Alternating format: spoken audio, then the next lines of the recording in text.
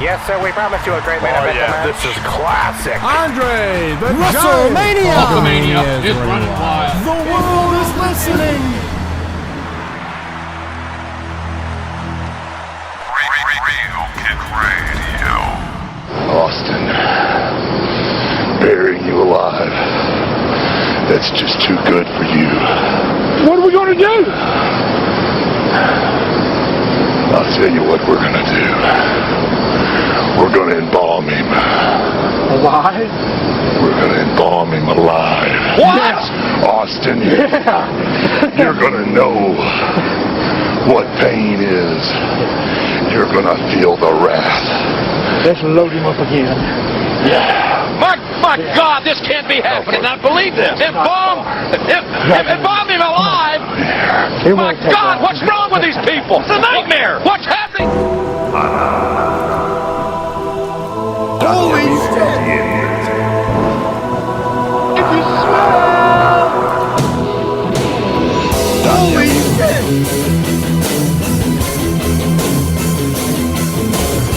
Holy shit! Holy shit!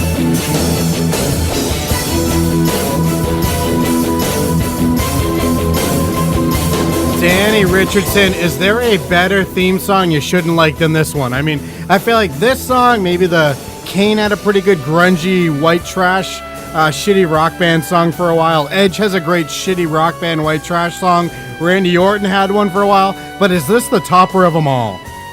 Oh, now you have time to talk to me? Danny Richardson, put it away. Put it off. Now you Put the have emotion time away. for prime time now? I do. All right. I haven't heard from you all week, and then Tuesday night you show up and just expect me to welcome you with open arms. Oh, let's talk wrestling. Danny Richardson, I gave birth to the next WWE diva over the weekend. You gave birth? I did, and she is on mic tonight. We'll be talking to the new WWE diva tonight. I'm a busy man now. I'm a father. I'm a wrestling fan. I mean, just it goes 60-40 either way, depending on the hour. So there's a lot happening. You know, I have stuff going on too. Maybe my life doesn't revolve around you. Well, you know what, Danny Richardson? Before we get, I'm glad you brought this up, but let me just say I'm Kevin Scampoli, but I'm also known in a few circles. If you have your finger on the pulse of any website that is linked to the internet, then that means you are a couple degrees away from Ivan Cage, the modern day icon.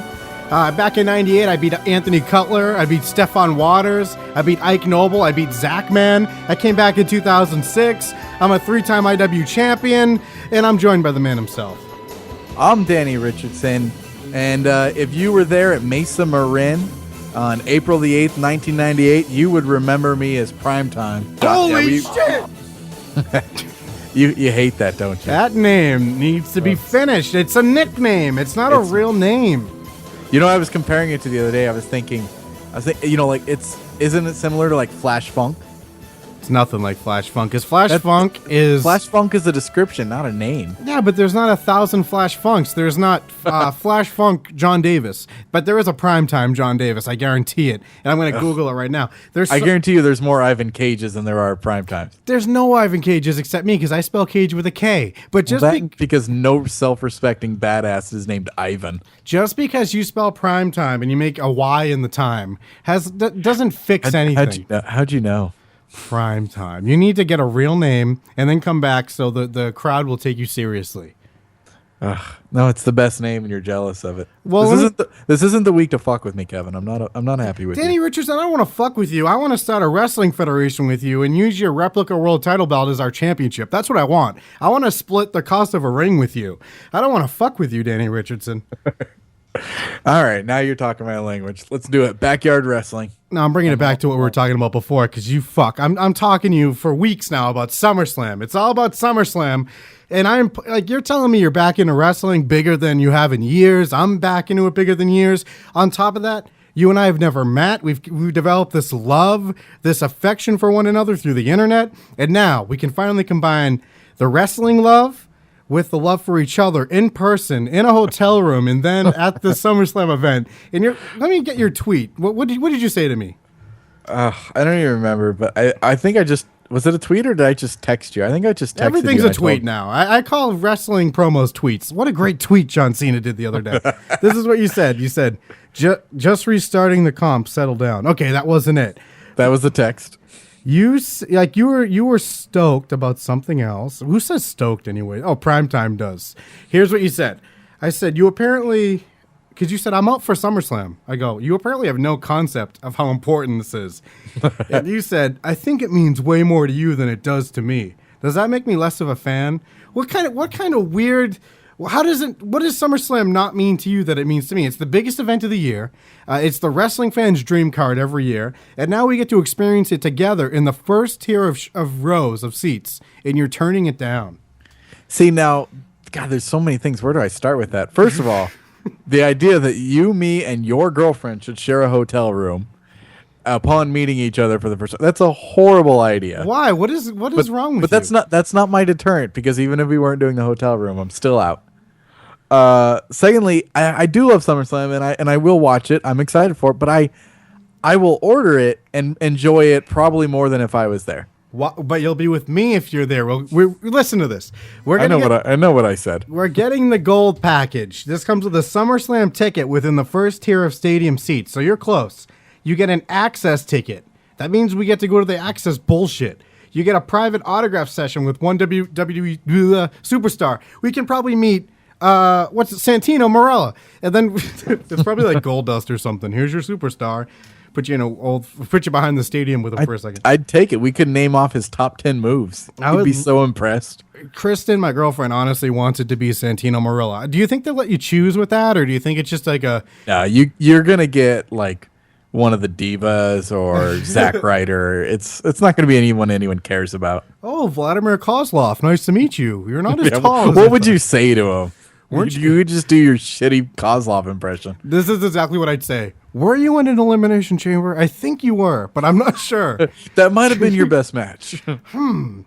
Let's see. And then you get one standard hotel room at the Wilshire Grand Los Angeles Hotel from Friday the 12th to Monday the 15th. That's 3 days. There's nothing funner than staying in a hotel with your best friend, with his girlfriend, about to go to SummerSlam. Are you fucking joking? All right, well, here's the thing. I mean, have you been to a ton of wrestling events, would you say? Like live events? I've been to at least 5. Okay, that's not bad. You're an amateur, but that's not bad. But I've been to a ton, and they're good, but there's like a certain point where the money you would pay for them outweighs the actual amount of fun you would have. You're kidding. Like, if I was there, all I would be thinking of is I would enjoy this a lot more at home for $50. You're insane. Now, I've never been to a pay-per-view. That's what's big about for me. This is like, for one, it's a pay-per-view, which is out of this world, in my opinion. You've been to Fully Loaded in WrestleMania, but also on top of that, and a Royal Rumble. On top of that, SummerSlam is my pay-per-view. That's the big one every year. Yeah. And we're going to get to see Triple H versus Undertaker this year.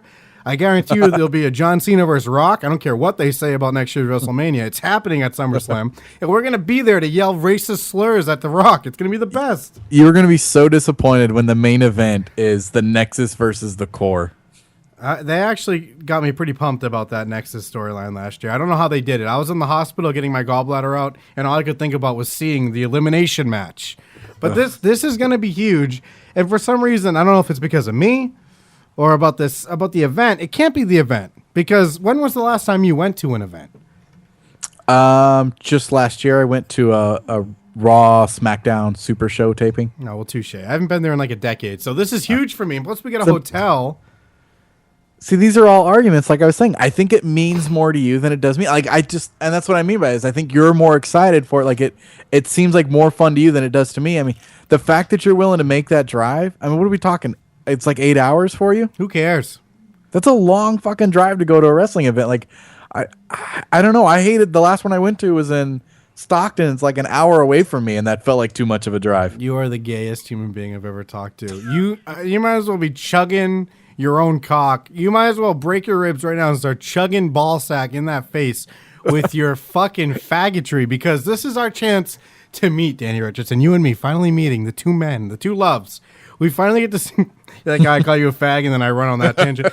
But no, this is, if you want to meet, SummerSlam is it. I mean, well, what are we going to do? Drive and meet each other halfway and eat at Denny's and go, wasn't SummerSlam awesome last year? Because that'll be the conversation. That's how good this SummerSlam is going to be.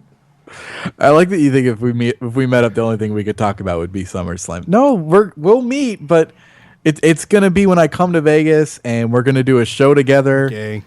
And then I can meet my other heroes that work out of that studio. I'm sick of listeners coming to the Real Kid Radio studio. It's weird. It's uncomfortable. I couldn't even talk to Ixtapa. So I don't know. I'm just going to hide in my room when we do your thing. But my thing is going to be awesome. And I'll be texting you the whole time. And we're saying mean shit, too. It'll be just like I'm at home. But Danny Richardson, the most important thing we could talk about right now is absolutely the tag team tournament. The whole fucking show has selected 8 teams. We've decided if there's one greatest ever, it's one of these 8. That was my Vladimir Kozlov impression. So the original 8 were Owen Hart and British Bulldog. Right away, people are like, what? Yeah. But I was watching an old pay-per-view from '96, which is I fall asleep to old wrestling pay-per-views, and they were even calling themselves the greatest tag team ever. Plus, Jerry Lawler was siding with them, so I kind of feel like we're onto something by throwing them into this thing. Yeah, I remember, and we're talking about LOD, right? Owen Hart and Bulldog. Oh, okay. I thought you were going the LOD route because they were doing the same thing around 95, 96. I remember they had a Monday Night Raw where they were the main event against the Godwins. And so the whole Raw was just one big tribute to the LOD as if somehow it was like going to be their last match or something. And then they, won the match. Like there was no surprise, but they were a big hype up on them too around that time. Well, LOD is the tough team in this because they are widely considered the tag team. So for any of these other teams to win, it's like, oh, how are they going to beat LOD? What kind of points could either of us come up with that are going to convince us that they're better than LOD? But anyways, Owen Hart and Bulldog. And I don't know why I went on a tangent about them because they're eliminated. LOD beat them. Then there's LOD. Then Dudley Boys, New Age Outlaws, The Outsiders, Steiner Brothers, Hardy Boys, RVD, and Sabu. Last time we talked about this, we did LOD versus Bulldog. LOD moved forward. We did The Outsiders versus Steiner Brothers. The Outsiders moved forward. That was a tough one. That one was kind of tough. And did the Outsiders move forward? No. No, wait. No, I think what happened is that we were about to pick the Steiners, and then we got in this big fight as you had a heel turn. So let's just, we went Steiner Brothers, definitely. And I think we're going to second that now, right? Yeah. No, I was, when you started like questioning it, then I was like, yeah, Steiners definitely should have moved on. Like that seems obvious now. All right, now we have the most difficult, I think, first round match, and that's Dudley Boys versus New Age Outlaws. Now, both of these teams defined the company they were with in their prime. Now, Dudley Boys, here's the thing. Not only did they define ECW, they went on to be probably even more successful in WWE, then a little run in TNA as well. What did the Outlaws do? They struggled as singles wrestlers, and then this guy, I was going to say faggot, but I feel like I'm doing too much gay bashing as it is. And at this point, you could still be talking about either one. Yes, but there's no question I'm talking about the weak-ass fucking Jesse James puss. I'm like I should be in an armchair with a cane, I'm telling you. This puss just hating everything. But no, Road Dogg is one of my most despised wrestlers, not even from a character point of view. I enjoy his voice and all that, but from a believability point of view. I will never believe this chubby fucking hick is ever going to walk into a ring and beat anybody. I don't even think he can run from rope to rope without having to get a clothesline and be down for 5 minutes to catch his breath. Yeah, I'm with you on that. I never understood where they thought he was going to go as a singles wrestler. He was built believable as a manager. Like that's how unwrestler like he was built. That when he was Jeff Jarrett's manager, you never question. You never like. Sometimes they bring it. You bring in a guy like Diesel to be your manager, and you're like, that guy's gonna end up wrestling in 2 months. You bring in the Road Dogg, and I was like, oh, okay, that guy's the new manager. Like I never thought that guy's destined to get in the ring. And that's part of what makes this team so interesting because he's that end of the spectrum. Then Billy Gunn is on the opposite end where he should have been a spectacular singles champion, and it just never happened. The Mr. S thing seemed to be going well. And I think when it fell off for me, when I was watching, they did have him face The Rock. It might have been a title match at a pay-per-view of some kind. And I'm pretty sure, I remember just watching it at the time thinking, he doesn't belong in this picture. Like, they didn't build him up enough. He went straight from tag team champion to everyone I think he was one of those guys the internet was behind, right? Like, oh, Billy Gunn needs that push. And they kind of just gave him the title match, which he lost. And it was like, he shouldn't have been there anyway. Yeah, I think there was something about him that people rooted for. You thought that there was a chance he was going to get that rub, maybe from being around Triple H, and that he's going to take this whole. His mic skills weren't horrible. I would say definitely above average if he was given the chance. And his wrestling ability was there. Also, I would say slightly above average. He had enough to keep himself interesting. I think he was just a victim of gimmicks. I mean, like a guy named Mr. Ass. And say what you will about that theme music, but that theme music was not the theme music of a world champion. Well, but at the same time, that was a time when that shit was what put you over. I mean, Billy Gunn, who's shit on the mic. I don't know where you're coming from with this. Like, he was I'm either yelling really loud or my accent is taking over the promo. Like, his mic skills were terrible. He needs Vicky Guerrero walking him to the ring. And he should probably use Dolph Ziggler's finisher move and also the taunt at the ring entrance, because that would make a great Billy Gunn. It was a kiss my ass match he had with The Rock, I remember. And it was, but that's kind of what you're saying. Like, he was a victim of gimmicks. Like, a kiss my ass match. Yeah, that is kind of he's even having silly gimmick matches with his silly gimmick. Well, but his real downfall, because he was a good mid-carder for a while, but then his downfall really came, I would say going into like 2001-ish, when, they put him in, well, first they started doing that, he did the tag team with Big Show, and that was like, both of them were just floundering. The tag titles were floundering, so I mean, it didn't mean anything at the time, and that's when you kind of went like, oh, what happened to this guy? Because he shouldn't have ever had to go back to being in a tag team. Like, he had done his tag team run. It was never going to be more successful. And if you put him back in a tag team, he was going to be labeled a tag team guy. He was going to be the victim of what Bubba Ray and Devon are trying to overcome, where all you see him as tag teams. Yeah, and with Billy Gunn, the smoking guns thing made him that already. Then it was like, all right, let's make him rockabilly, like this silly country gimmick, and it didn't work. Then he hit with the tag team, the one where we put in this list, and it's somehow New Age Outlaws. I think it's because people looked at the Road Dogg the way I did. Like, is he fat or not? That barcode on his shirt looks distorted. But so I think that almost made him more legitimate as a singles competitor, because you saw how athletic he was. Like him next to Road Dogg, it made him look like a superstar. And then it just didn't work again. And they threw him in another gay tag team later, in the Big Show tag team, but they had the Billy and Chuck era. I want to believe, though, that it wasn't his fault. Because it seems like he should have been world champion. What do you think of that? I don't know. I can't say definitively that he was ever going to go on to be world champion, but at a certain point, I mean, is it always gimmick, or doesn't it have to be his fault? Like, what went wrong? Because he also went to TNA, and he was even less successful in TNA. Even they couldn't figure out what to do with him. And ultimately, they put him in a tag team with Road Dogg again. Like, they couldn't figure out anything for either of these two guys to get them over separately. And so they're like, well, guess you're going to be a tag team again. They tried to recreate magic, and it never worked. It wasn't going to be the same because nobody was going to accept it. People were done with it. Well, at this point, too, and even years ago, once he left WWE, he became just jaded as one of the Hardys. Like, he's like the miserable Matt Hardy character where wrestling's done me wrong. All I've done was great shit. I deserve everything. And if you watch the shoot videos, it almost becomes apparent why he never got the push that a lot of people, based on solely his in-ring shit, think he should have got. Because the guy is just a prick.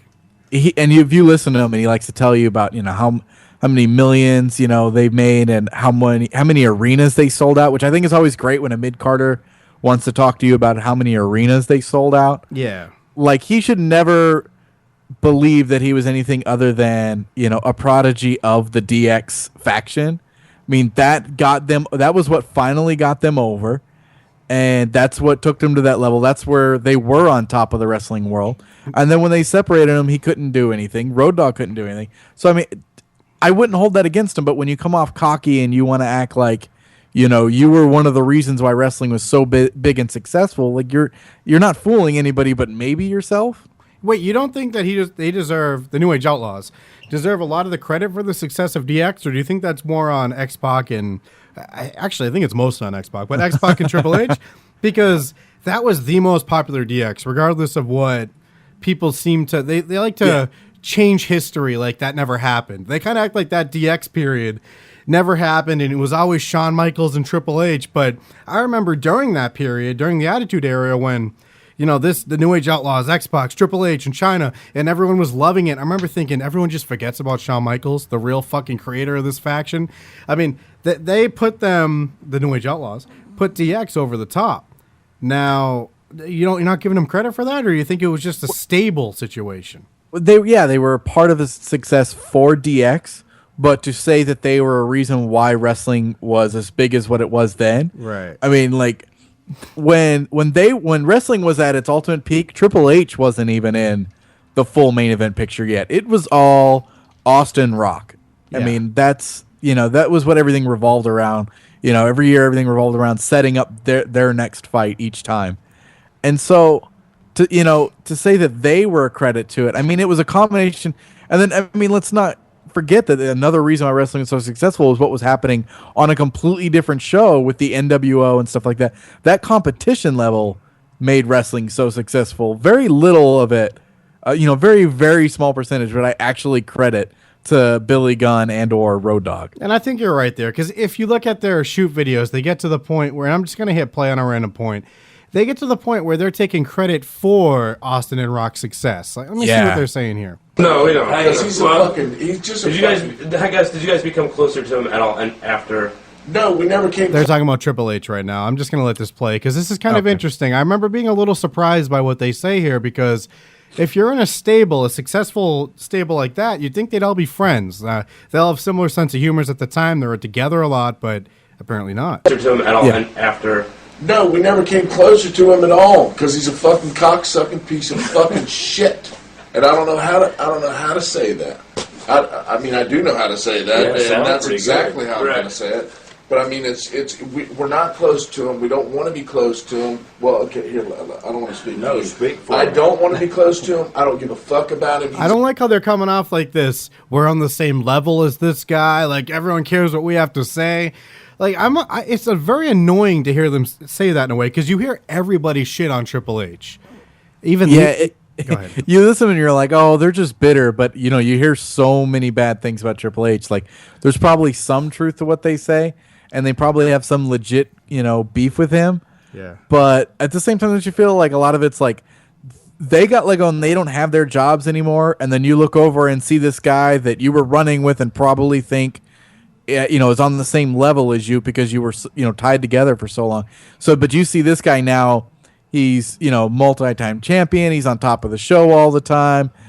He's possibly in line to take over the company someday. I mean, there's just all these things. And you're, barely getting a job on TNA. Like, wouldn't you also have some, built up bitterness as well? Yeah, if I was in this motel room talking to this guy, I would be just as bitter as they were. Nothing happened, piece of shit. Mid-Carter, Brett. Mid-Carter. We were in the last decade. All right, wait. So this is their response to Bret Hart calling them a mid-Carter. Now, weren't you just calling them mid-Carders? Yes, and this is one of those things I hate that people do when you make me agree with Bret Hart. Don't do that. Now, Danny Richardson, this is what the Road Dogg. I wanted him to respond to what I'm saying about how he's just a fucking flabby, fake-looking, weak-ass piece of shit. But he's going to respond to you first.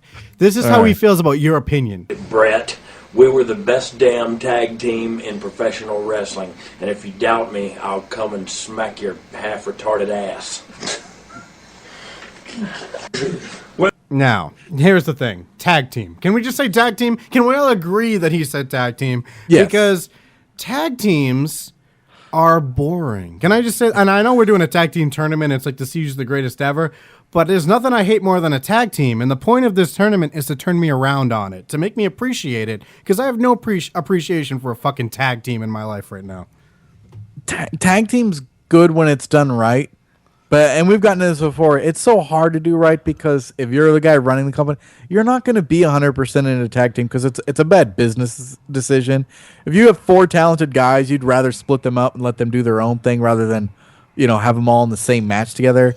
And the fact that, he's like, oh, you're going to say we were mid-card. We're one of the greatest tag teams. Yeah, but tag teams are slightly below mid-card at some point. It takes a really good tag team to be above, looked at as a mid-card status. A tag team doesn't equal main event, ever. Yeah, you could take the worst main event match ever, and it's better than the best tag team match ever. I mean, the worst main event ever was a tag team match at Fully Loaded 98, and you were there. Yeah, that was a pretty bad one. And that's why you don't want to go to SummerSlam with me. You think that it's going to be a rematch. I'm telling you, it's been fucking 13 years. They're not going to do it again. Is it time for me to let it go? You need to. What did the two? God, I'm going to laugh so much when SummerSlam's a tag match. I think this is their Austin comment I wanted to hear. Let's see. I realized that Steve Austin's character was going to take off. As soon as we started putting him over. All right. Now, do I even need to keep playing it? I'm going to keep playing it because what he just said, the guy said, when did you think Stone Cold was going to take off? This is something they should in no way take credit for. But as soon as we started putting him over. And like the thing though, I mean, it's so easy to trace back the Austin timeline. Since again, like who were they kidding? I mean, Austin started becoming big before WrestleMania 13. Everybody looks at WrestleMania 13 as like the real pinnacle, the real turnaround for it. But he was getting big before then. They are nowhere near that picture at that time. They're not even a tag team yet. Answer me this. Who hit the ring every night on Raw and took all them finishes? Who hit the ring? It was DX. It was me and Is him. that even close to true? I don't remember DX getting fucking squashed by all the main eventers. That never happened. No, and they probably took, I mean, finishers and stuff like that. I mean, just because that's what you do is you make the mid-carders take the finishers so that you save face for your main eventers. I mean, that's Alex Riley's purpose right now is to take the beatings for The Miz so that The Miz can stay, looking strong, but you still get some satisfaction that the guy's winning. That doesn't, you're not getting that guy over. Nobody is saying that Alex Riley is getting John Cena over right now. No. It's just serves a purpose because somebody has to get beat up once in a while. Who did it to The Rock? Who did it? Who? Answer me, you guys, yeah. Why would you say you guys? I would list a fucking Kane took way more stunners than any wrestler in history. So I'm going to throw him on the list. I'm going to say Mick Foley might have took more stunners than anyone in history. Mick Foley, who's also a champion of the time. We can go into the DOAs. We could just go down That's the true. roster. All the other stables. I mean, your Nation of Domination took their series of finishers. Your Los Barriquas. I mean, it's just whatever generic mid carder that could get beat up and people would cheer for, but it didn't lose their status. You didn't come back next week and think that D'Lo Brown was less of D'Lo Brown than he was the week before he got a stunner. I feel like they talked themselves right out of this fucking competition. Let's talk about what's good about them. Now, the dumpster match at WrestleMania 14 is the only thing that comes to mind, and I don't even know if they get much credit for that. The promos, are they that good? What about the entrance? What do you think of the New Age Outlaws entrance? I mean, it's easy to look back now and maybe disregard it or downplay it a little bit, but I don't know anybody that didn't get into the New Age Outlaws entrance when they came out. And I mean, who didn't quote that at one point? Oh, yeah. We used to just be walking around in school and you would just randomly bust it out and you change the names to yours and your friends. I mean, everybody did, the New Age Outlaws thing. Everybody knew the opening to their entrance. It was good. And I think that's what got them over. We talked about before is, that was the era of repetition for me. Everybody had a catchphrase. And if you said it enough times, the crowd cheered for you because they wanted to play along. And then that's how they judged if you were over or not. I feel like this whole time I've been trying to convince myself that they should go over the Dudley Boys. I don't even think we need to hype up the Dudley Boys. I think on paper, the name Dudley Boys is already unbeatable right now in this conversation. It's without even playing all that bullshit we just heard, without even discussing the fucking flaws in the Road Dogg character and the mistakes made with the Billy Gunn character, and just the desperate, that almost makes the New Age Outlaws a desperate decision. What are we going to do with these two? Oh, this kind of works. Okay. So, I'm surprised because I mean, prior to going, I feel like this conversation, all it's done is made me hate them more because I love the New Age Outlaws back then, and I think I've mentioned before on the show is at one point, I thought the dream matchup was going to be the New Age Outlaws versus the Outsiders. Just because they were both at their peak at that same time. God. And they were tied in with the whole clique thing. So I was I just thought that that's what I'd want to see. But I look back now and I'm like, I don't know. I don't think that there was anything that special about them. But I don't know if it's just bitterness. I don't know if it's just looking at all the other great tag teams. I don't know what it is. I know I love them then. I don't have that same affection for them now. It didn't carry over for me. We're making the baby cry by discussing this team. I think I loved the entrance because I was 12. Yeah, but I've always felt the same way about the manager of the team, Road Dogg. And for me, that there's nothing that can fix that. They're 5-time tag team champions. That's great. They've both held Intercontinental title. They both held Hardcore title. So they have all these accomplishments, but I never bought into a Road Dogg, and that's it. That's a showstopper for me. So I'm going Dudley's without even discussing it further. How are you going with this?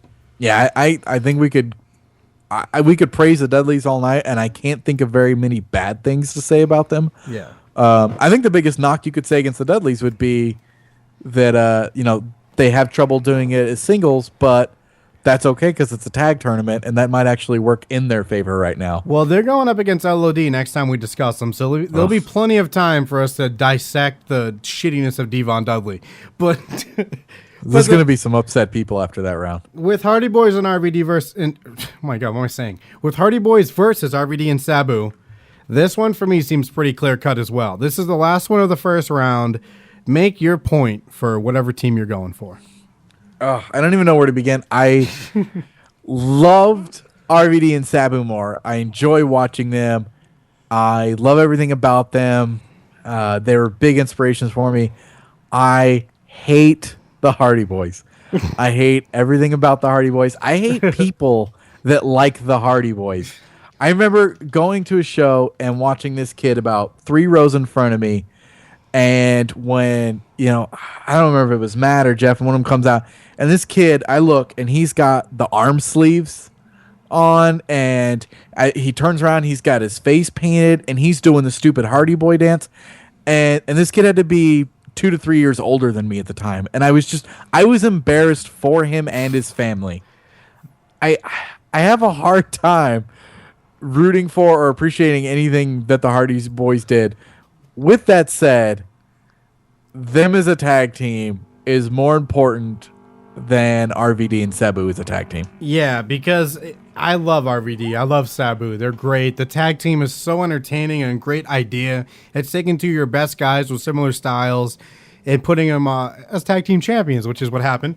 But with the Hardy Boys, to watch them come from the jobbers, the fucking colorful pant guys who are getting beat up against anybody. Like, if you watch the Hardy Boys DVD, which I know you will, for one, it fuels your hatred so much. And I told you a little bit about this, right? Where Jeff Hardy, between all those little vignettes of him talking, they have clips of his poetry come up in text on screen, and a woman's voice read the line. And it's always the line has the title of the poem in it, and it's the fucking worst poetry that barely rhymes. And he's just the least artistic. He's the least autistic. Wait, where am I going? No, stick with that. Yeah, let me go. He's the least autistic guy, if that makes any sense. He has 0 personality, yet he has to sing and write. In the ring, though, he's incredible. I know that you hate him. You dislike him so much for whatever reason. I think you have a problem with people who wear jeans to the ring. But Jeff Hardy puts on a fucking great match. He puts on a shitty promo, but a great match. And him and Matt Hardy, in a lot of ways, are, I'm going to say it, perfect tag team. What do you think? No. God, no. They're perfect brothers? tag team. All right, let's look at the thing I hate about, I'll say the Hardy's gimmick, but essentially it's the Jeff Hardy gimmick. It's so manufactured that you or I could easily be subbed into that spot and we could do all the same stuff. I could come up with all the generic emo stuff that he pulls off. I could come up with things like calling my fans creatures of the night. And it's like, you look at this guy and there's nothing intimidating about you. There's nothing dark about you. Here's the like thing. You grew up a rich suburban kid in North Carolina. You don't have a tortured soul. You're not a sad poet. You don't have problems. Here's the thing. He does. That's the thing. Wow. You say it's like so manufactured, but he's just that idiot. He's that moron. He's that fucking awkward, cringeworthy to look at, wants to be deep guy. And I'm agreeing with you. Wants to be. Yeah. I believe he wants to believe he's that guy. Like, it's that. Yeah. This is how I'm going to appeal to people, and this is how, I don't know, whatever his goal is. If you're going to this is how girls are going to like me. And I don't like, think he thinks that much about it. I really think he's that much of a one-dimensional idiot that he just kind of put on dark clothes one day and said, this is cool. And they just Yeah. kind of lived life with it. Because if you watch him talk on this DVD, it's infuriating. If you watch these morons on their trampoline doing wrestling moves, you think, oh my God, I actually took a bump on a couch. I actually took it on a slightly less bouncy surface, and you're the Hardy Boys? Fuck you. Yeah. And it's such a... I agree it's manufactured and fake, but in a different way, where it And just accidentally came to him. Didn't you know that kid in high school that Yeah. you know, one day he's you know, school lets out in June, and you see him and you say goodbye and you watch him walk away, and you know, maybe he's wearing his baggy jeans, he's got let's see, from the 90s, he's got his Stussy shirt on, you know, he's got his hair slicked back, and then, you know, August rolls around, he comes back to school and he's got his dark, you know, dirty t-shirt with like a band logo on it. And his hair hasn't been washed all summer. His jeans are stained with holes in them. And he's, you know, suddenly he's got poetry on the front of his binder. And he's going to tell you about how dark and depressing the world is. And you're like, what happened to you over the summer? And all that happened to that kid is he got a gimmick because he thought that would make him more interesting. And that's Jeff Hardy. Jeff Hardy's a fucking walking gimmick. And nothing about him is genuine. Jesus. I'm trying to find a clip from the DVD. I've been in the WWE. Jesus Christ. now for about 10 years.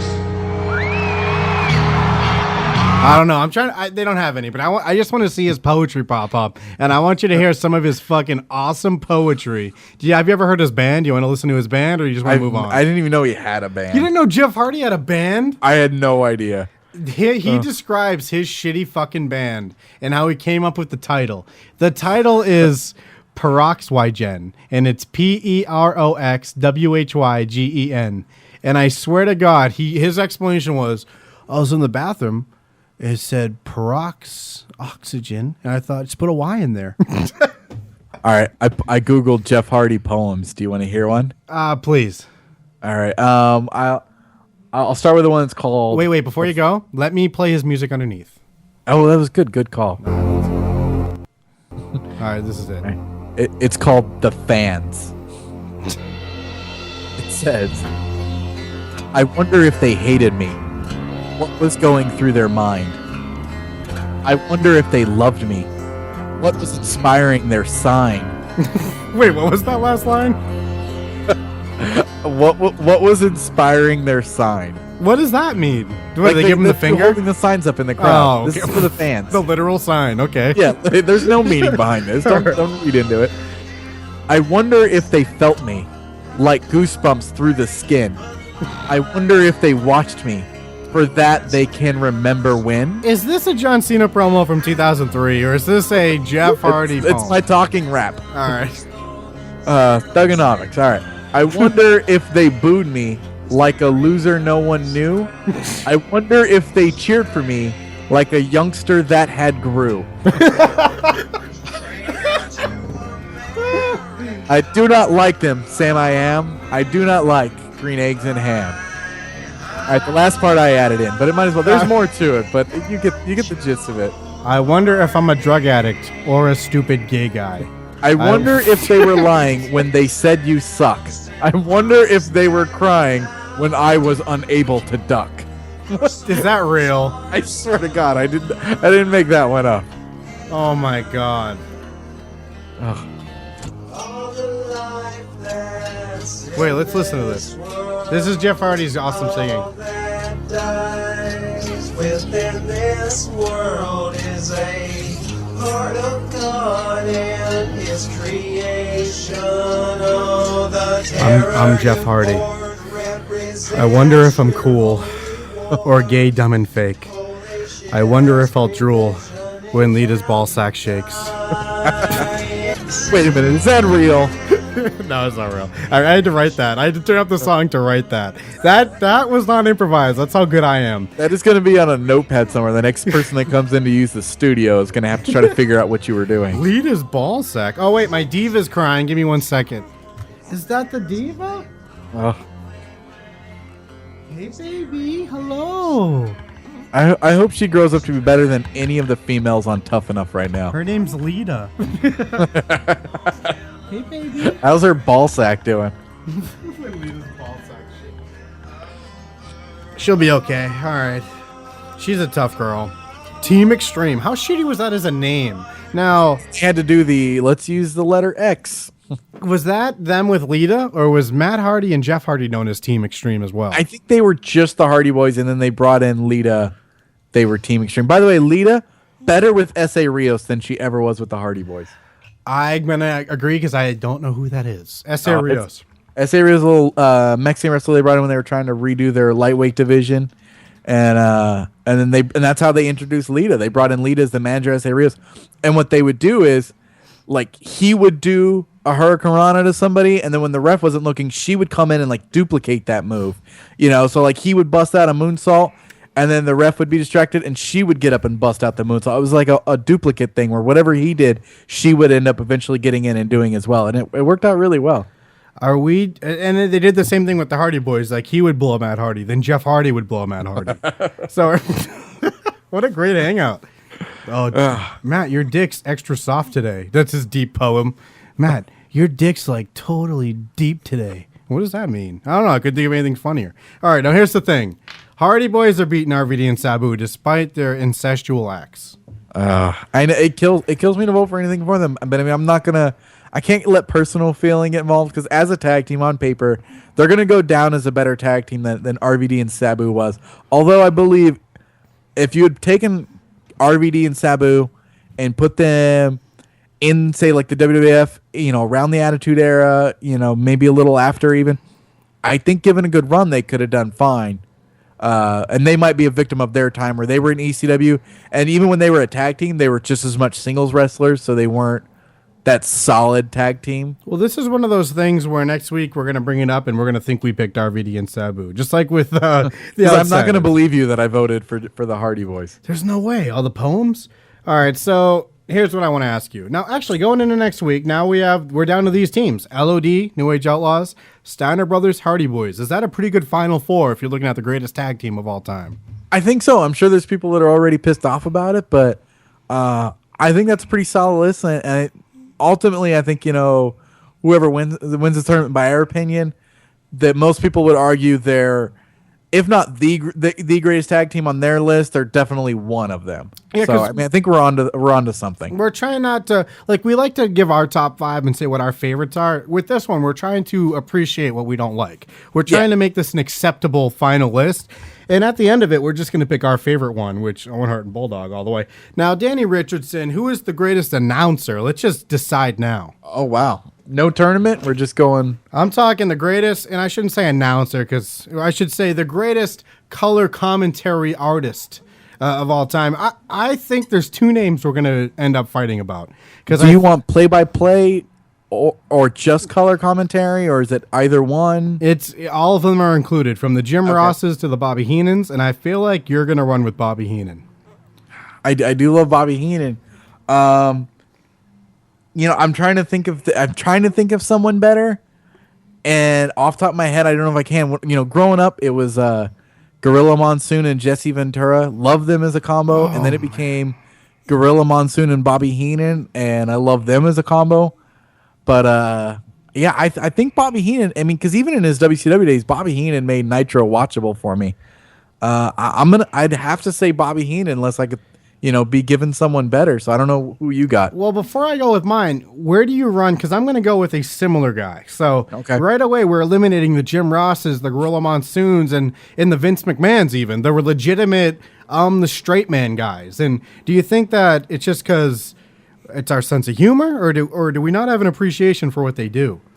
No, I think what they do is fine. I don't know. Jim Ross is good. I love Vince. I think the oh my, like he goes from he's going to get in the turnbuckle now. Oh, he's on top of him. Like he goes into that high pitched voice where like it's a Royal Rumble. Oh, Matt Hardy's got Jeff Hardy. He's trying to throw him over the top rope. It all of a sudden turns into this. There's all this like high pitched energy happening when there wasn't a second before. Vince was good for his time. It became comical at the end, where it became like a joke where you would wait for the pin.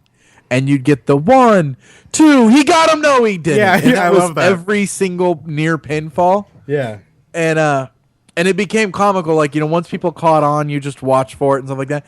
And it's weird because, Vince created what Vince was, But if occasionally you'll get lucky and they'll bust out Vince on the announce table. Yeah. And Vince can't even duplicate the energy level that Vince McMahon had back then. He can't get that character back. He's tried to duplicate the way he was, and he can't do it. It's not the same. He can't even grow his hair back. Like if you lose one part of Vince, it comes back completely different. I love that tweet from you because I've thought the same thing. Like what happened to his young guy hair? Like it shaves off and it grows back way different. But yeah, his voice would just flow over a match though. And I've been watching. I'm gonna say my favorite era of wrestling is 96. 95, 96, when everything was like the fun logo and LOD was not with Sonny, which is I only know 2 LODs, with and without Sonny. So that's the Godwins, and Triple H as the Blue Blood, and he had the hog pen match. Like for me, such a horrible time for wrestling. When I watched those old things, like the storylines hit me so deep because I was so young at the time that I thought everything was so real. Like, I can't believe, like, I really want fucking Goldust to leave Razor Ramon alone. Like, it creeps me out when he's randomly in the crowd when Razor Ramon came. Like, for me, that's one of the biggest feuds in history. But I think in wrestling history, it's probably not, right? Yeah, I love that the Goldust Razor Ramon feud was, like you were, and I was the same thing with you as a kid. I was like, oh, poor Razor Ramon, he has to have this gay guy, coming on to him and stuff. And it was like, but if you look back, Razor Ramon's character is pretty gay in itself. Yeah. Just this oily, chest hairy guy that'd come out and tell you about how he's oozing machismo. Like there was something a little homoerotic about his character as well. But I don't know. I'm with you on the storylines. I mean, but that was the factor of being younger at the time. But I think even then, though, I knew that wrestling was pretty bad. I remember watching Superstars and seeing the different gimmicks introduced. Yeah. Every Sunday, I remember seeing the Goon. I remember, and I don't know how many people remember this, they introduced 1 week on Superstars. I saw him 1 week, maybe 2, and then never saw him again. There was a guy called The Who. And he came out in like yellow, he had just like the yellow tights and like a luchador yellow mask, I believe. And he was just called The Who, and he was like a fat Mexican guy. And he wrestled, and, so the announcers could just do the whole Abbott and Costello bit where it was like, who goes for the pin, and then the, whatever color commentator guy would play off of that. And it was just a horrible time for wrestling and gimmicks and everything else. Come on, didn't you cry when Shawn Michaels had to hand over the IC title because he got jumped, and Dean Douglas was so like swarmy? Oh, that was good, yeah, and it made me hate him so bad too. I was like, oh, can't you be more respectful? He got beat up by 11 guys outside of a bar in Syracuse. Did that really happen? I've heard the story is more like 2 guys, and that that it was mostly Sean's fault that he was kind of drunk and running his mouth. Interesting. So he was still a heel in real life. Unbelievable. But all right, so we can appreciate what those first mics bring, but we like the funny, the guy that's not the straight man. And I'm going with Joey Lawler. I think maybe it's because I was kind of growing up after the best of Heenan, because I can watch Bobby Heenan now, and it makes me laugh so hard because just watching Shawn Michaels versus Marty Jannetty, 90 whatever, early 92 probably, and what is it? Sensational Sherry comes out, but she's not with Shawn Michaels, and she's just kind of sadly standing there while Shawn Michaels comes out, and Gorilla Monsoon goes, oh man, Shawn Michaels hasn't called her in months, and for no reason, Bobby Heenan, no reason to pledge allegiance to the bad guy in this, just goes, he was busy. Yeah. And then she slapped Shawn Michaels in the match, and Bobby Heenan, you could feel he really wanted him to punch her. He kept saying he should punch the whatever off her teeth. Like, he's rooting for domestic violence on television, and he's backing up a complete asshole just for the simple fact that he's the bad guy. Yeah, he was really, I don't know if there's ever been anybody quicker than Bobby Heenan on the mic. I mean, Bobby Heenan, and you know what, he may have benefited from, a lot of times from, a lot of their TV shows, they were all taped back then. Yeah. So you could argue that he had been, but I mean, they did their pay-per-views live, and I wouldn't say there was a drop-off in quality at all. I mean, he was just as good at any live show as he was, on Coliseum home video. So there was something so great. And so, I mean, his one-liners were just as good. Lawler has some great one-liners too, though. Yeah. I don't know. I pulled up Bobby Heenan quotes, and I think I could probably pick any of them. Yeah, see, that's the thing. Jerry Lawler has some shitty jokes. They're just some like obvious setups. Like I can't even think of one. Some of them are so bad. Like in that '96 era, his clowning on Vince is very cheesy. But I think once they took a jump, the product took a jump in the next couple years, and him and Jim Ross were able to play off each other, is when he became the best. Because you look at Lawler now, you can kind of hold that against him. Like, come on, he's not even a good face commentator or heel commentator. He's just kind of the sympathetic, depressing old guy. But look at Heenan in fucking '99. Heenan was not good in WCW. I know you said he made it watchable. So? I've been watching these pay-per-views, and he just seems like he doesn't want to fucking be there. I'm sure he didn't. He's confused a lot of the time. Like when they do the replay after the match and he's giving a recap, he says stuff that doesn't happen, and Tenay has to call him out. Like, that's not what that move's called. He's like, I don't know. I have to deal with you guys. Like, that's always his thing. I'm here with you two. Like, oh, it's a hard life. So I don't know. You made me laugh just by thinking of that. That's all it took. Well, they both have some slow running out of gas ends to their commentary career, but at their peak, it's hard for me to even put Lawler against Heenan at the peaks because I can't remember much of Lawler at his peak. Like the puppies. Lawler was great when he was a heel. The puppies thing was big. I remember that. Yeah. But I mean, I don't think that's all that funny or clever. There must have been something about his every match commentary. And I found a video here that just says Jerry Lawler insults people, but right away it's showing the old logo from 1996. So let's see if it's really cheesy.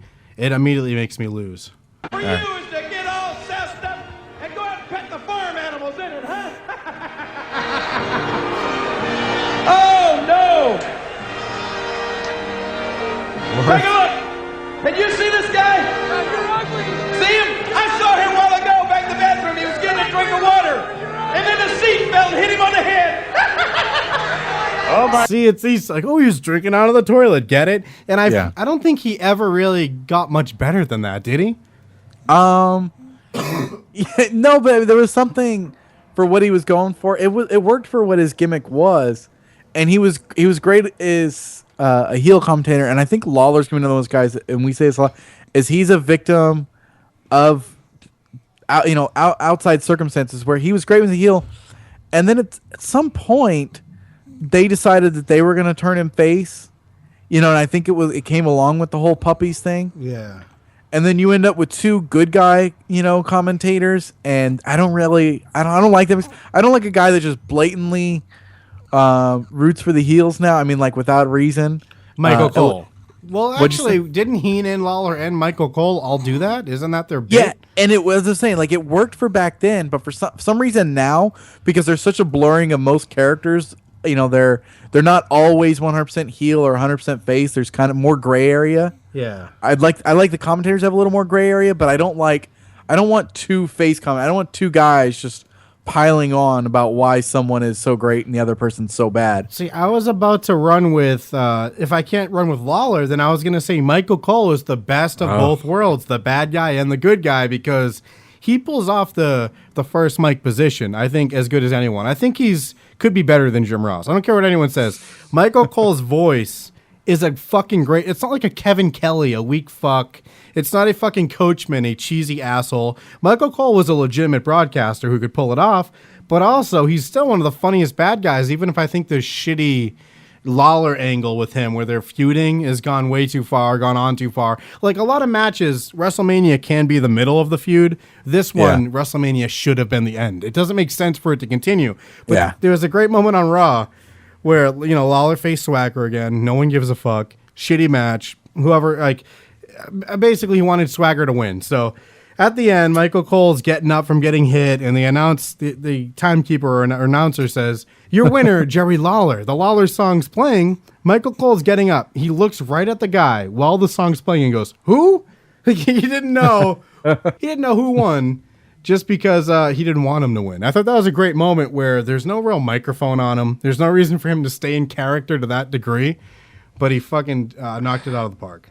I think has potential to be great as a heel. I think they hinder him.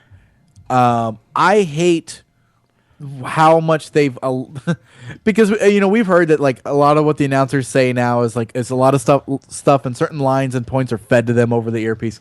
Yeah. I hate how much it's just allowed, and I mean if it only happened once or twice it'd be fine, but it's week after week. Michael Cole shits on all the other announcers. Yeah. He out-talks all of them. You put a wrestler on the announce table now, and they look like shit. I feel like it's almost been responsible for guys like Ted DiBiase, Brian Danielson. I mean, like, all these guys, Daniel Bryan. Brian Daniels. The same thing. But they get on the announce table, and Cole just buries them. Good. And I'm like, he should. I get that you're trying to make him a bad guy, but it shouldn't be at the expense of your wrestlers, the guys that people paid to see. The people in the arena, they can't hear Michael Cole. They didn't pay to come hear Michael Cole because they can't hear him. Yeah. They came to see the wrestlers that you just made look like shit by Michael Cole. That's good. These fucks need to get better on the mic. You don't see the Miz. Absolutely. The Miz doesn't get walked all over. He fucking... Also, he's a bad guy, and Michael Cole loves him. So within kayfabe, it wouldn't happen. But if a face went out there with the mic skills of a Miz... He would be able to fucking... You notice how Daniel Bryan sits there like a dummy silently after Michael Cole steps on him. You should lash back at him or not leave yourself open to begin with. These wrestlers are supposed to be good on the mic as well, and so many of them aren't. In a perfect world, that's what would happen. But those guys, so many of those guys are so bad on the mic.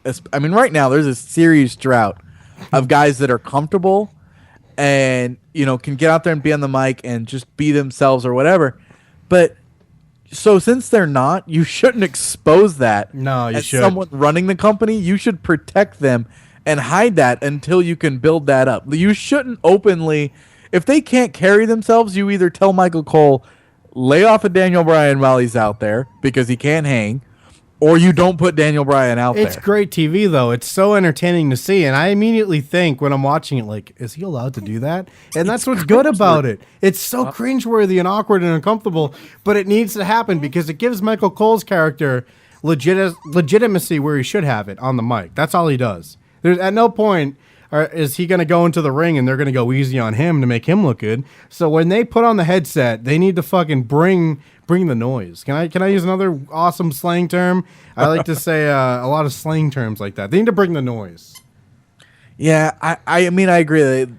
At some point, they have to have their own responsibility, but... Is Heenan the best ever? I'm finding it hard. I think so. He's my most enjoyable because I've seen him paired up with so many guys. The hard thing is I have such a love for Gorilla Monsoon. Yeah. And to discredit Gorilla Monsoon, but I think part of that love comes from because that's who I grew up with. Gorilla Monsoon was, for a long time in my life, the only wrestling announcer I knew. Yeah. I mean, like, he was, the only straight guy I knew. But Gorilla Monsoon, I don't think, would be able to call a match in today's style of wrestling. He was too calm. I don't want to say monotone, but I mean, calm might be just where I want to roll with that. Like, Gorilla Monsoon could never call the Austin and Rock match, where Jim Ross could. Wait, who couldn't? What did you just say to me? I stopped paying attention. Of course. Who couldn't call that match? Are we at the end of the show already? Did you say Michael Cole? Gorilla Monsoon could never. You don't think so? Because I think he pulled off some huge fucking matches. Don't ask me to name them. Go back, his intensity level and his excitement wasn't really there. Like, I think what they want now, though, is I think they want guys that can yell and get excited. So you accentuate when a moment is big. You need a guy that delivers that line, whether it's yelling Stone Cold repeatedly. Yeah, you're right. Whether it's yelling Shawn Michaels' boyhood dream has come true. Those lines that you want to be memorable and you want to use in those highlight packages. Yeah, emotional. Philip Monsoon wasn't giving those to you. Let me read you some quotes from Jerry Lawler that are going to immediately take him out of my number one spot. Like Phineas is some sort of ladies' man. He couldn't even get a date on a tombstone. I don't know. That's pretty good. All right, can I counter you with a Bobby Heenan quote? I like this one. If he had a brain, he'd be an idiot. But then, look at Chainsaw's head. I've seen better heads on a pimple. He's like the king of junior high You one-liners. need to sit there because I can't believe you're laughing. Now, They're good. They're good stuff. in his defense, any joke written out in text, in white text, is not going to read as good as it could be delivered. So if I could do the squeaky voice, maybe it'd be better. But how about this? After Owen Hart almost pulled Billy Gunn's tights, don't you know crack isn't good for you? Ugh. All right, that one's not going to laugh out of me. Talking about Jim Cornette. That's just hack jokes. Just because he's a nutritional overachiever, don't call him beefy. What does that mean? I don't know. All right, I'll go Bobby Heenan quote for you. Okay. A friend in need is a pest. I don't know why, but that one gets me every time. Talking about Terry Funk. The only thing harder than his legs are his arteries. Oh, come on. All right, I'm done. All right. It's a dog-eat-dog world, and Mr. Perfect is a milk bone. Oh, my God. See, that's not like a bad joke, though. That's just kind of like a spin on a pun. It's a punny phrase type of, a turn of phrase, if you will. They both have their share of the cheesy ones. I found out what Job Squad means. It means they need jobs. Yeah, see. What is this, Jeff Hardy poems? Are we reading Jeff Hardy's poems? I don't think a thought can exist in Al Snow's head. I think no text is going to do either of these justice, though. You know, just based on what we've read, it seems like inside I want to hate Jerry Lawler. Is that coming off that way? Like yeah, you picked him as your number one, but you were ready to hate on him. What is it about? I mean, do you think that? I mean, it's like you want to like him, but you don't at the same time. See, when I grew up, I thought he was as vicious as it got as a heel supporting announcer. Then I became more exposed to the Heenan in his prime. Now, Heenan's guilty of a lot of bad one-liners. Oh, absolutely. But when he's funny, he can make me laugh out loud. Jerry Lawler just kind of makes me chuckle. But Heenan, like, I'll sit there and I'll laugh through a whole match because he's so fucking, for no reason, so passionately behind Shawn Michaels cheating on his girlfriends. Oh, is that my diva? Hey, baby. That girl has taken too much of your time. What's wrong, sweetie? You go poo? Who you like better, Jerry Lawler or Bobby Heenan? You used to ask me those questions. Maybe I take you to Mama. All right, I'll let her, she just passes out. She always makes this face like she's gonna cry, then she just passes out in mid-face. I do the same thing, you know. A friend in need is a pest. If you're rich, they'll call you a... All right. I saw that one. My child in me wants to go Lawler, but every adult in me wants to go Heenan. So I'm just gonna go ahead and I'm gonna go Heenan. Is it entertainment factor? Don't you have to separate straight men from color commentary? You mean in the rankings? Yeah, I don't know that I just feel it feels wrong to say that Bobby Heenan is better than a Gorilla Monsoon or to say that Lawler is better than a Jim. It's different. They have different roles and they bring different things to the match. Yeah, and well, here's the thing. The reason why I'm discrediting Lawler is because he can't play the other role. So maybe you're right. Like, there needs to be credit given on both. Vince has shown on the mic he can do anything. So realistically, we should be running with his name. But I think what it is, I root for the bad guy most of the time. So I'm going to naturally lean towards the guy who does the same thing. Yeah, I'm really trying to decide if I could. Because you're talking about, there's things that the straight man does that they're just things anyone can do. You're just saying what the move is. You're saying what's happening. It takes a little more skill and timing to be able to hit back with a one-liner. And it's not like Heenan. I mean, you still have the heads. Bobby Heenan has the same headset on as Gorilla Monsoon. He's still saying what's happening, but he's bringing storylines and angles to it that Monsoon couldn't even dream of coming up with. Now, I'm not going to throw him in the mix for greatest ever, but I do love him. Where do you stand on Joey Styles? If you said Taz, I would have fucking did a Vladimir Kozlov impression in my mouth. I like Taz. No, I'm just kidding. So who'd you say? Joey Styles. Joey Styles is so great for where he's from. He has that backyard wrestling voice. It's not a professional broadcasting voice, right? But it's so full of emotion. He can't believe what he's seeing.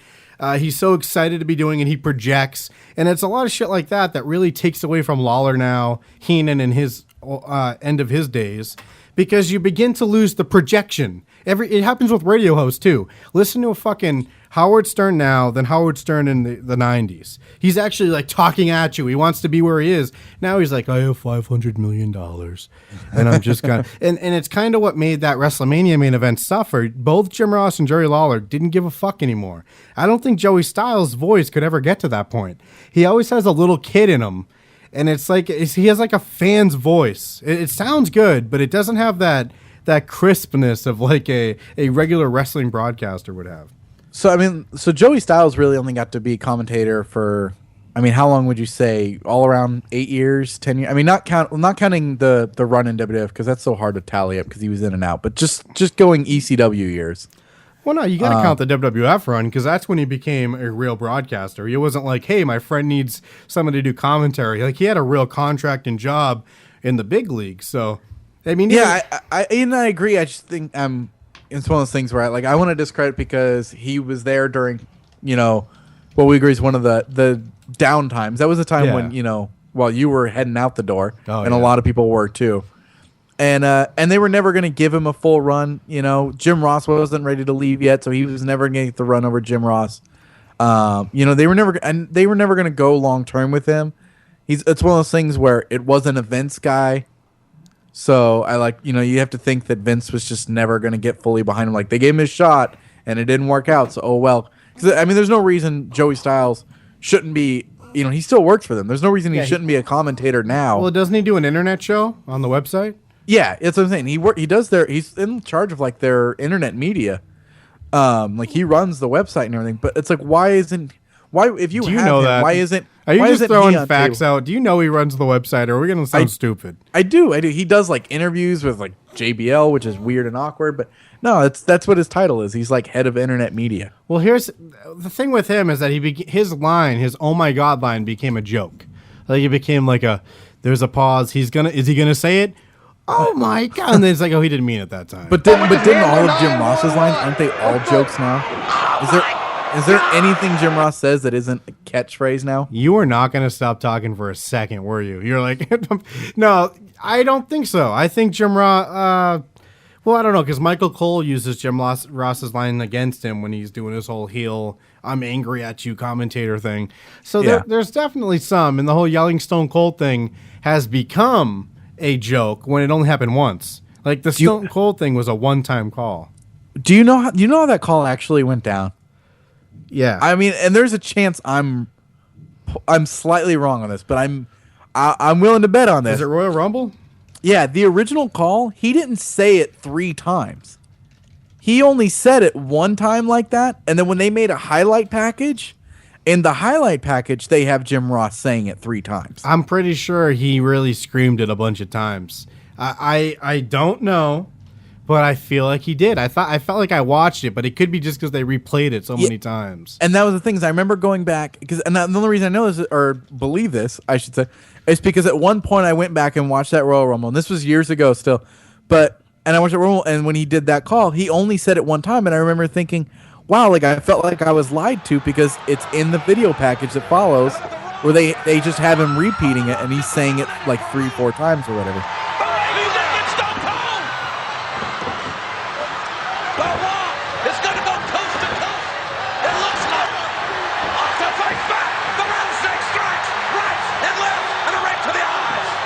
This is great. Oh, man. Jerry Lawler's the greatest ever. Oh, no, he didn't make it. Oh. Holy shit, this is getting me emotional just watching this. It's going to win. Now, is that the first time that's done? It is. That's the time. 98 when he was, because I don't know where I'm gonna elaborate on it, but yes, 98. That's it. Yeah, 98 would have had to been the first one. Maybe there's a different one that I watched and heard a similar call, and he only said it once. Don't you want to hear that Jim Ross again? Don't you want to hear that Jerry Lawler again? I couldn't believe what I hit play on. They were so. I'm just gonna hit play at the beginning. There's 3 guys in the ring, and listen how into it they are.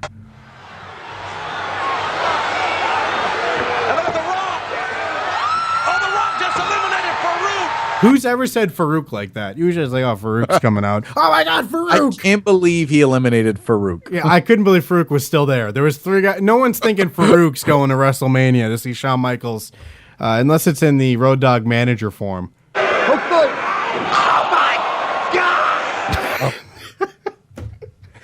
It's so hard because now I want to pick one of these first mic guys because they really do contribute the whole thing, and they set the tone. Yeah, and it's very important. Like Monsoon's a great one, but like you said, he doesn't have the emotion. Vince, for me, it's so good. Vince, I want to hear him do his high pitch, and now he's on the rope. Like the Vince McMahon commentator had 3 different voices. He just pushed a button in front of him to get the tone to come out. I'm trying to think if there's anyone we're missing. I mean, I don't feel like WCW had any great. No, let's talk about Shivani. Shivani's the worst, the all-time worst. Yeah, was it Shivani? Shivani's commentary may not be the worst because I mean we've already mentioned guys like Kevin Kelly and the coach. Shivani as a person was very hateable. I think he had. It seemed to me like he wasn't even a wrestling fan. I don't know how he got there. I think his voice was over the top, bad broadcaster. And do you know what he does now? What does he do? Please tell me what he does. He is a broadcaster for a baseball team. I hate Tony Schiavone. I Wikipedia'd him like a month ago just because I was dying to know where Tony Schiavone ended up. I fucking hate that guy. He was everything that was wrong with wrestling. Maybe not. Just the voice of what's wrong with wrestling. That's all he was. I'm trying to find a Vince And he clip. became a joke, too, after a while, where he was that guy that every week when you tuned to Nitro, he told you how it was going to be the greatest Nitro in the history of WCW. And, like, that became a running joke. Yeah, everything was it's going to be the greatest one in the history of our sport. Yeah, greatest pay-per-view, greatest main event, everything, you know, and he was such a openly, you know, shill for that company that it became laughable. But, you know, it's one of the things he was told to go out and do. So I think Tony Schiavone's character, maybe Tony Schiavone as a person, he kind of just had a weird, creepy feeling. I don't know that his commentary, he had the voice and I think he had the ability. I just think in that environment it didn't work. How about this memory, huh?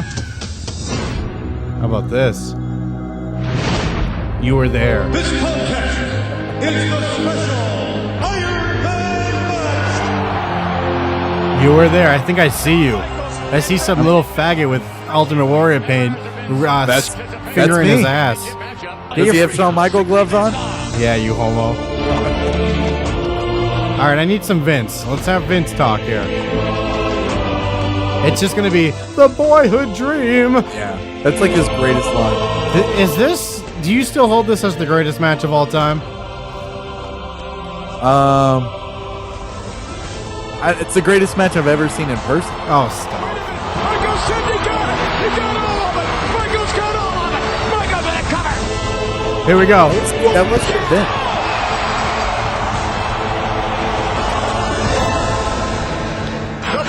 Oh, I just stopped it then. Here we go. The dream has come true for Shawn Michaels. Now with Vince, he also, I mean, he's the guy behind it all. So it almost seems like he has a clear, definitive message he wants across with every moment. That's why he's still talking into the headset to the guy. So how could he not be the number one? I mean, he has the voice. And I can't get over how there's this guy behind Shawn Michaels who's way too happy that he won. Like, I cried watching it. But if this guy with his fucking porn star mustache and his dried out, poofy Triple H-like hair has to clap like that, then I don't think I really appreciated it as much as I should have. But anyways, Vince McMahon. Yeah, he definitely had, I was going to say the same thing. He had an advantage because you'll hear, if you ever hear Mick Foley talk about his days as an announcer in WWE, he talks about how much he hated having someone screaming in his ear the whole time that he's supposed to be broadcasting. Yeah. Vince McMahon, I guarantee you, did not have somebody screaming in his ear what to say. No. Vince went out there and said, this is the storyline we need to get across. This is the message we need to relay. And so he just did it. Like, he got to go out there and just call things the way he wanted it, and he got his thing kind of stress-free, you know, no concern about when he got done, took the headsets off and went to the back that somebody was going to yell at him. Don't you get the feeling too when Lawler's with him and trashing him like, you're talking to your boss. Like, you're kind of nervous. Like, it's weird when how Vince is the brunt of so many jokes, and you wonder if there's an underlying tension that exists with them, like it does with me as a viewer, or if they talk about it in advance. Like, yeah, make fun of my shitty hair and my stupid face and my gay life, and then I was gonna say that. Didn't you? Was I the only one that like I really believed my whole life growing up that Vince McMahon had a toupee because Lawler told you so many times that he had a toupee? I absolutely believed it. And it always got awkward. Like Vince never really denied it. It just got kind of awkward, and maybe he'd give a "would you stop" kind of thing. Yeah, would you stop? Yeah, he never came out and like fired back and said, "I don't have a toupee."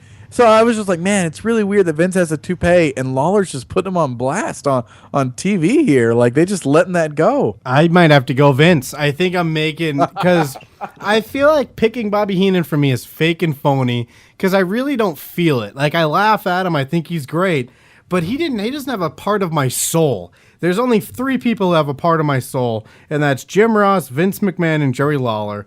And after we witnessed Jerry Lawler bomb with many of his jokes, but then again, Vince McMahon is such a pastiche joke himself, but I love it. Like, he defines, I love the shittiest time of wrestling, 96. And why wouldn't I love the shittiest announcer of wrestling in a lot of ways, Vince? I think he's the one. See, and I'm having a hard time separating the straight guy from the color commentary guy.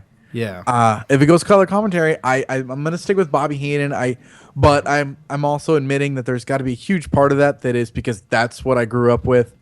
I mean, Bobby Heenan had such a long run as an announcer, and I think that adds to it. And he went. I mean, we're talking probably around WrestleMania 7. Yeah. No, 6 even. I think he was at.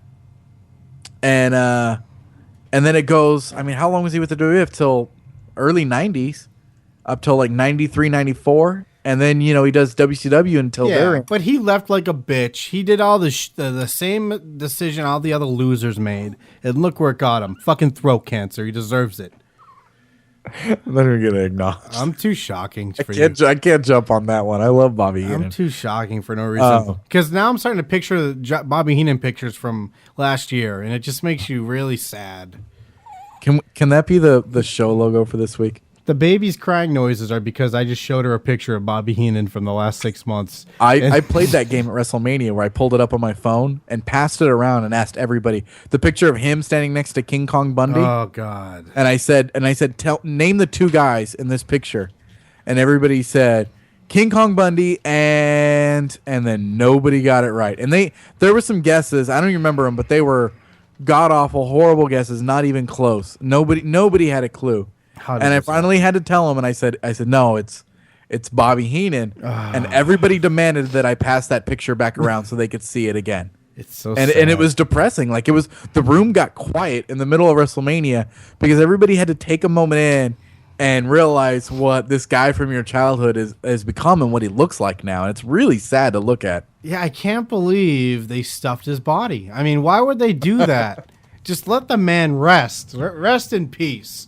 Now, he actually came back to TNA. Did you see that little bit he did where he was going to manage somebody and he took him in the back of a limo? No. I want me to play it for you real quick because how long ago? Like early TNA? Let me get a year for you. He's with Bobby Roode. Who's Bobby? September 24th, 4 years ago. You don't know Bobby Roode? You love him. I think he's great. He sounds awesome. What's so good about him? He's in Beer Money. Let me just read some of the comments before. Oh yeah, I love Beer Money. Let me read some of the comments before we watch the video. Is that the same Bobby Heenan from WCW? He looks and sounds different. The greatest manager of all time. Now here's the thing, though. We're talking about best announcer. Isn't it insane? Because Bobby Heenan is the greatest manager. That he could also be the greatest commentator. Like, is he that important? He could be. Yeah, it's weird. I was so focused on his announcing abilities, I'd actually for a moment forgot about his managerial abilities, because otherwise, I mean, that definitely would have came up somehow. But yeah, no, Bobby Heenan is a manager. I mean, that's the ideal. Like, if you want a manager, that's what you got to look at. Here it is right here. Now it's time to go outside of TNA and see what they have to offer the hottest free agent in professional wrestling. Here's the thing. You get Bobby Heenan and you waste it like this. You get Hulk Hogan, you waste it like this. You get all these guys and you just fucking waste it like this. Come Come on, Mr. Bobby the Brain Heenan. What can Bobby Heenan do for Bobby Roode? I've managed a lot of great athletes in this sport. Rick Rude, 8 times NWA champion Harley Race. Big John Studd, King Kong Bundy. Ever hear Rick? What do you think? Easy there, Dick Clark. Nobody's asking you to do the countdown. Settle down. That's what it is. He stinks. Now, who did the announcing when you were a wrestler? Because you were, a lot of people don't know, but Primetime Danny Richardson was a real wrestler for 2 whole matches, including a card with the fallen angel, Christopher Andrews.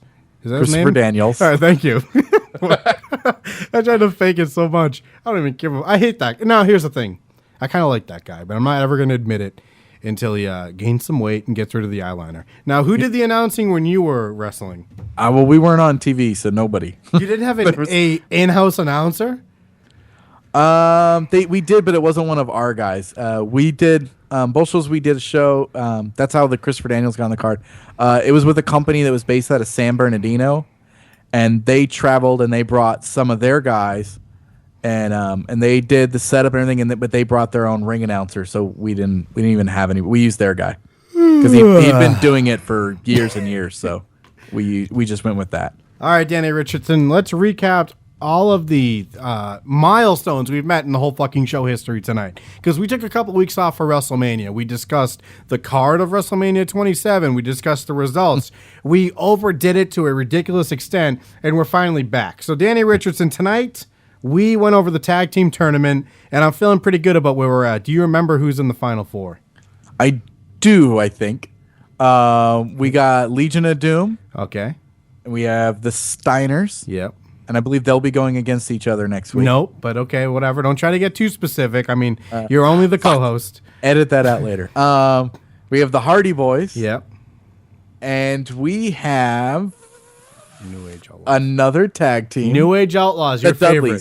The Dudleys killed the New Age Outlaws. Yeah, they did. All right, now, also tonight, Danny Richardson. So next week, we will get into that. We will discuss the Final Four, and I'm going to say it. Next week, we're going to name the greatest tag team of all time. I see no reason why we don't end it now. I mean, not now, but then. Yeah, you're right. Whenever you want to do it, just call me up and I'll jump on. And then also, Danny Richardson, we chose the greatest commentator of all time tonight. Did we? We couldn't commit. We never did. If anything, we got more confused about what that is. Like, we didn't know which. We needed categories. We couldn't just say this is the guy. Now I think we'd have to separate in categories, and then I think we could agree on. I think we could both agree on the best straight man, and then both agree on the best color guy if we separated it. Vince and Heenan, is that it? Because maybe we won't agree on the straight guy. Or the I think straight guy. I got to go Jim Ross. But it's hard because every time I think of Jim Ross, I think of the guy that can't remember the names of wrestlers that are in the ring. The guy that can't tell the difference between Chris Benoit and Chris Jericho. What about the Jim Ross from anything before 97 or 8 when he had the thinnest voice possible? Yeah, Jim Ross is like WrestleMania 10 Jim Ross is pretty bad. I think he had voice augmentation surgery where they actually gave him some bass. Like he sounds... I think he had Bell's palsy. I think that's what he had. Enough for the excuses. That doesn't make it better. I don't think he needed surgery to alter his voice. I think God did that for him. No, but Bell's palsy made his voice better. Like when he was regular Jim Ross with a regular face, it was this thin-ass kid voice. And then he had a couple heat wave strokes. He came back and he sounded great. I don't know how that happened. I thought you were just going to diminish his strokes, his facial paralyzation. Oh, put some ice on him. Just throw a couple ice bags on him and let him get over it. I'm such a shocker tonight, huh? I'm crazy. I'm a crazy guy. You know what else? Kurt Angle's a fag. Oh my God, what am I doing? I'm just going crazy here. Danny Richardson, we discussed so much tonight. We discussed the best announcer, or favorite announcer, excuse me. Not the best, just our favorites. So that's good that we can make our own decisions. The tag team tournament. We discussed SummerSlam and how you're going with me. But after all of that, I am Kevin Scampoli. I am the guy you fucked over. I am White Sex. I am El Torrible. But I'm Ivan Cage more than all of that. And I am joined by Danny Richardson. We're the whole fucking show. And there's this thing that happens every week. After the whole fucking show. On the whole fucking show.info. Fucking show on Twitter. Fucking show podcast on YouTube. The whole fucking show on Facebook. After all of that, Danny Richardson likes to take us out. He likes to end the show as only he can. So let me just pause, give you however much time you need to close this thing out. All right, well, I'm Danny Richardson. I'm Primetime. And let's not forget I'm the real-life Macaulay Culkin. And unlike an apple, this fight will not keep the doctor away.